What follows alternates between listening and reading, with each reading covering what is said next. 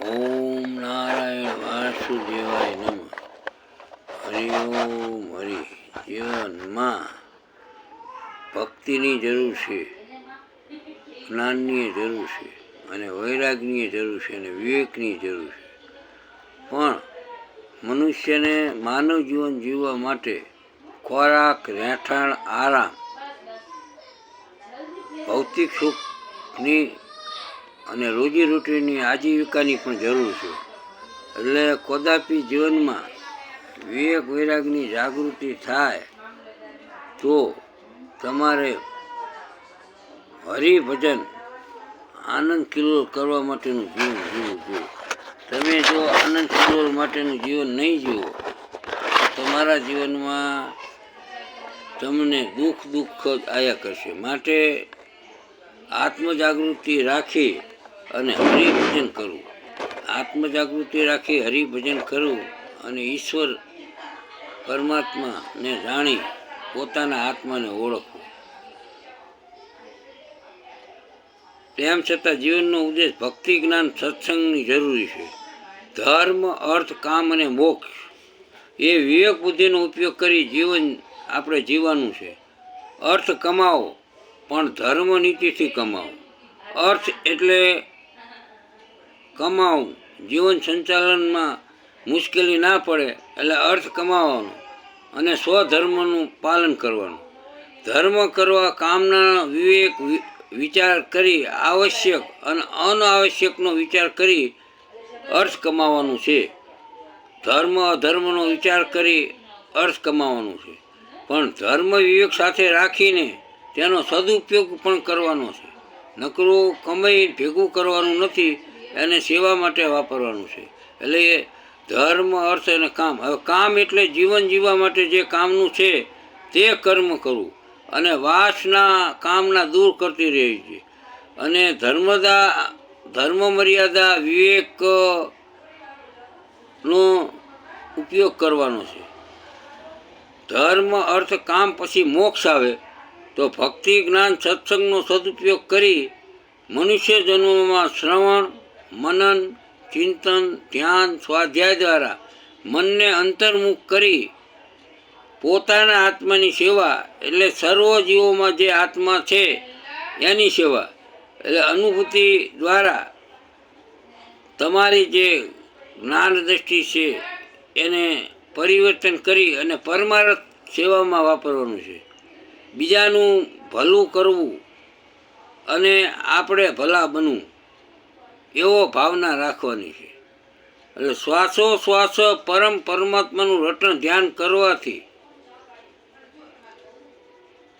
આપ વ્યર્થ ચિંતનથી બચી જશો. તમે શ્વાસોશ્વાસ પ્રાણાયામ કરો, શ્વાસોશ્વાસ પરમાત્માનું નામ લો તો તમે વ્યર્થ ચિંતન હોય એ તમારું આપોઆપ નાશ પામે છે.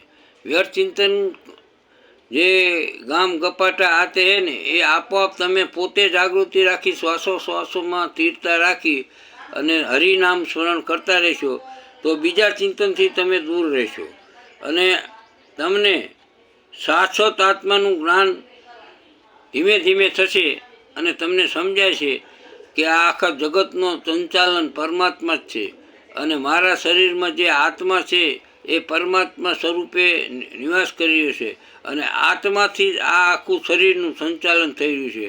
આત્મા જ પરમ આત્મા છે અને આત્માને તમે જાણશો એટલે તમને તમારા મોહબંધનનો ક્ષય થશે અને મોહબંધન ક્ષય થાય એટલે તમારા મુક્તિ તરફનો માર્ગ ખુલી જાય અને તેમ ભક્તિ જ્ઞાનનું પ્રાગટ્ય થશે. એટલે જીવનનું એક જ લક્ષ્ય કે આત્મા અનુભૂતિ દ્વારા પરમની પ્રાપ્તિ કરવી અને એક જ લક્ષ્ય હોવો જોઈએ જીવનમાં કે આ મનુષ્ય જન્મમાં મારે આત્મ અનુભવ કરવો છે.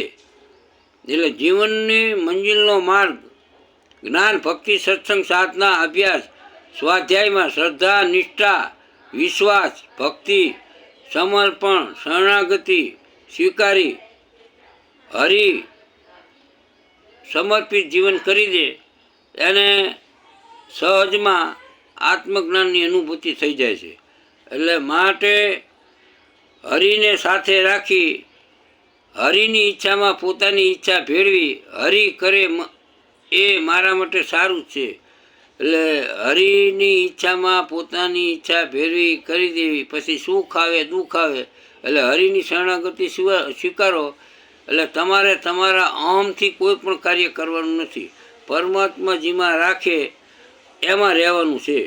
એટલે હરિ કરે મમ હિત, હરિ ઈચ્છા એ જ મારી ઈચ્છા, એ જ સત્ય જ્ઞાન છે. અને જ્ઞાનનો મહિમા જે છે અને સત્ય ભક્તિ એ જ છે કે જીવ નિત્ય છે, અનંત છે, અનાદિ છે, વાસ્તવિક પરમાર્થ પણ છે.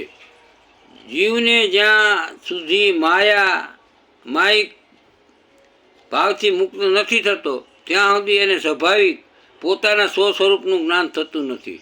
એટલે હૃદયમાં રહે છે તમારું ચિંતન, સદાય હૃદયમાં રહે અને પરમાત્મામાં ચિંત થાય તો તમે આપોઆપ કર્મબંધનથી મુક્ત થશો અને તમને પરમાત્મા પ્રાપ્તિમાં શ્રદ્ધા વિશ્વાસ બેસશે. એટલે તમે સંપૂર્ણ ઈશ્વરની આધીનતા સ્વીકારી અને પરમ પ્રાપ્તિના પુરુષાર્થ કરશો તો તમને જીવનમાં આનંદ, શાંતિ, સંતોષની અનુભૂતિ મળશે. એટલે મનુષ્ય જન્મ મળ્યો છે તો પરમાત્માને પામવા માટે આપણે પ્રયત્ન કરવો જોઈએ. ફરી ફરીને નહીં મળે માનવ અવતાર, ભાઈ તું ભજી લે ભગવાન. મોઘો મનુષ્ય દે ફરી ફરીને નહીં મળે વારંવાર, હે ભાઈ તું ભજી લે ની ભગવાન, હે બેની તું ભજી લે ની કીર્તાર. લાખો ગયા ને તું પણ જવાનો, મૂરખ મનમાં વિચાર, હે ભાઈ તું ભજી લે ની ભગવાન. સાચું કહું તોય કયું ન માને તો મુવા કુટુંબને સંભાળ, હે ભાઈ તું ભજી લે ની ભગવાન. એટલે આપણે જીવનમાં ધર્મનો ઉપયોગ કરી અને આપણું જીવન કમ્પ્લેટ હરિમય જાય. અને જો રાવણે ભક્તિ કરતો હતો, બરાબર, કંસે ભક્તિ કરતો હતો, પણ રાવણ જેવો રાવણ આ પૃથ્વી લોકમાંથી જતો રહ્યો. તો આપણે એક સામાન્ય જીવાત્મા છે તો આપણે એની પાસે કંઈ નથી. માટે જીવનમાં ધર્મનું પાલન કરી વિવેક વિરાગની જાગૃતિ રાખી યથાશક્તિ દાન પૂન કરી અને જીવનની સાર્થકતા બનાવવું. મનુષ્ય જન્મ ફરી ફરી મળતો નથી ને આ જન્મોમાં તમારે જો તમારું કલ્યાણ કરવું હોય તો હરિની શરણાગતિ, નામ સ્મરણની લગ્ની અને પોતાના સંશયો દૂર કરી હરિનામમાં આપણે આપણું જીવન ગુજારવું પડે. બહુજન સુખાય બહુજન હિતાય આપણું જીવન કરી અને ગામ ગપાટા બંધ કરી અને હરિભજન કરવું જોઈએ. અને કોઈ ધર્મની ટીકાની, નિંદાની, સર્વધર્મ સમાન ગણી આપણે આપણી મસ્તીમાં રહેવાનું, બરાબર. એટલે સત્ય ધર્મ તો એ જ છે કે સર્વ આપણા માનેલા, જે મનના માનેલા જાતિ પાતિ ધર્મ મૂકી ફક્ત પ્રભુની શરણાગતિ સ્વીકારી લેશો એટલે સત્ય સનાતન ધર્મ એ જ છે કે ઈશ્વર શરણાગતિ દ્વારા પરમ પ્રાપ્તિ થાય છે અને જીવનું કલ્યાણ થાય છે. શ્રી રામચંદ્ર ભગવાન કી જય.